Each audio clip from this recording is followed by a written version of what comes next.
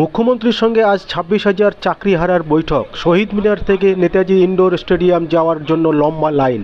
আসুন দেখে নেব সেই চিত্র। আপনারা দেখছেন নিউজ নদিয়া এক্সপ্রেস।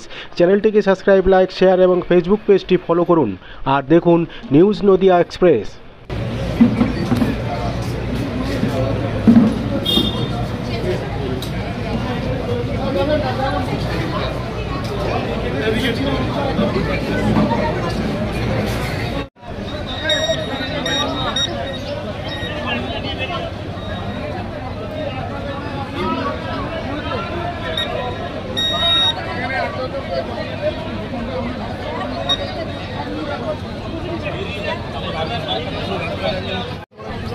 আপনি মেদিনীপুর থেকে আসছেন, নিয়ে আসছেন কি হবে?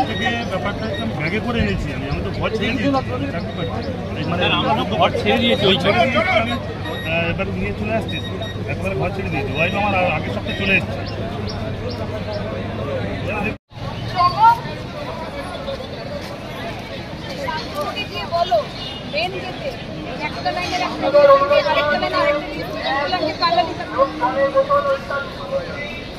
এইটাকে সরিয়ে দেয়, এটাকে সোজা করে দেয়, এটাকে সোজা করে দেয়।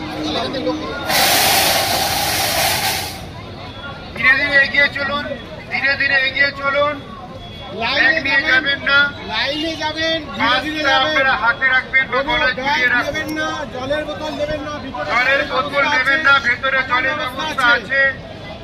ব্যাগ নেবেন না, জলের বোতল এখানে ফেলে যাবেন।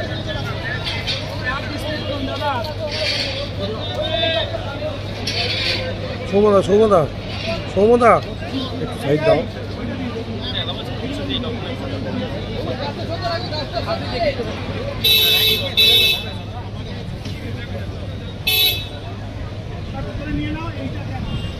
শুনে নেব চাকরিহারারা কি বলছেন।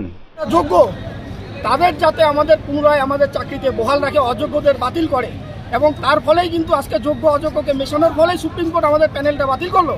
আমাদের বাড়িতে বউ বাচ্চা আছে, আমরা খাবো কি? আমার অনেক লোনের বার্ডেন আছে। তাছাড়া আর একটা ব্যাপার হচ্ছে, আমরা আগেও চাকরি পেয়েছি আপার প্রাইমারিতে, আমি যাই নাই। আমার অনেক বন্ধু বান্ধব সবাই চাকরি পেয়েছে, কিন্তু আমরা কেউই যাই নাই। আমরা কাউন্সিলিং আমাদের ভাইবা দিতে দেয়নি আপার প্রাইমারিতে যে আমরা 9, 10-এ চাকরি করি জন্য। তাহলে একটা চাকরি ছেড়ে এখানে এসছি, অথচ সেই বন্ধু বান্ধব অনেকে আজকে আপার প্রাইমারিতে চাকরি করছে। তো আমরা এখন কি করব? এই চাকরিটা হারিয়ে এখন আমরা কি করব? যদি বিচারপতিকে বলা হয় যে উনি আবার ল পরীক্ষা দিয়ে বিচারপতি হন, 15 বছর আগে উনি পারবেন সেটা করতে? 10 বছর আগে আমরা যেমন ছিলাম, 10 বছর পরে কি আমাদের ব্রেন বুদ্ধি সেরকম ভাবে আছে কি? সে পরীক্ষা দেওয়ার মানসিকতা ওইভাবে আছে কি? এখন আমাদের সংসার হয়েছে, 10 বছর আগে তো সেই সংসারটা ছিল না আমাদের। আমরা তখন দিন রাত পড়াশোনা করতে পারছি, কিন্তু এখন আমাদের বাবা মা পুরোপুরি সংসার হয়েছে। ক্লাসের একটা স্টুডেন্ট বদমাশি করলে পুরো ক্লাসকে শাস্তি দিতে হয়। এই শিক্ষায় শিক্ষিত হচ্ছি, এই শিক্ষক সমাজ আমরা এই শিক্ষা দেব? মুখ্যমন্ত্রীর এই বিচার সুবিচার হলো? বিচার হলো, যোগ্যরা তাদের সুবিচার পেল না, সুপ্রিম কোর্টেও বিচার হলো না। আপনার ব্যর্থতার জন্য, শুধুমাত্র আপনার ব্যর্থতার জন্য, আপনার অযোগ্যদের লিস্ট এবং যোগ্যদের লিস্ট সুন্দর করে প্রকাশ না করার জন্য আজ যোগ্যরা রাস্তায়। তার সুবিচার পাওয়ার জন্য, সেই অন্তিম সুবিচার পাওয়ার জন্য, না হলে আজকেই শেষ। আজকের পর থেকে আমরা এরকম শান্তিপূর্ণভাবে আন্দোলন করব না। এরপর থেকে বিদ্রোহী আন্দোলন হবে, বিদ্রোহী আন্দোলন। যেরকম কৃষক বিদ্রোহ হয়েছিল, নীল বিদ্রোহ হয়েছিল, তখন শিক্ষক বিদ্রোহ এরকম হবে। এরপর থেকে শিক্ষক বিদ্রোহ হবে, আন্দোলন নয়। আন্দোলনে আগুন জ্বলবে, সব জায়গায় আগুন জ্বলবে তখন। আপনার নাম? আমার নাম সুব্রত শাসন। কোথা থেকে এসেছেন? আমি তমলুক থেকে এসেছি।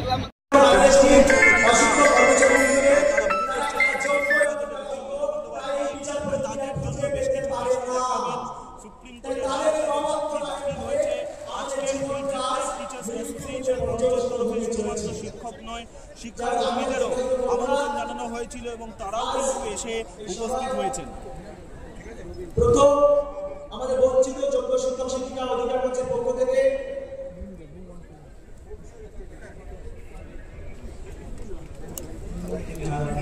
প্রশ্ন করি যে মুখ্যমন্ত্রী ও বিশিষ্ট অতিথি বৃন্দ, আমার অন্তর থেকে শুভেচ্ছা। এমনি তো পাচ্ছিস না, কি করবি? আমি দায়িত্বটা আমার না তোমার?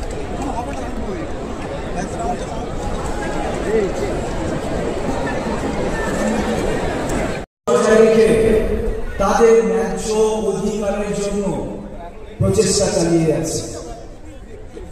আমরা যখন আমাদের যোগ্যতার পরীক্ষা দিয়ে আমরা যখন গভর্নমেন্টের কাছ থেকে আমাদের অ্যাপয়েন্টমেন্ট লেটারটা পেয়েছিলাম, আমাদের অ্যাপয়েন্টমেন্ট লেটারে লেখা ছিল এই ব্যক্তি যদি নিজের কোনো অপরাধ করে তবেই তার চাকরি যাবে।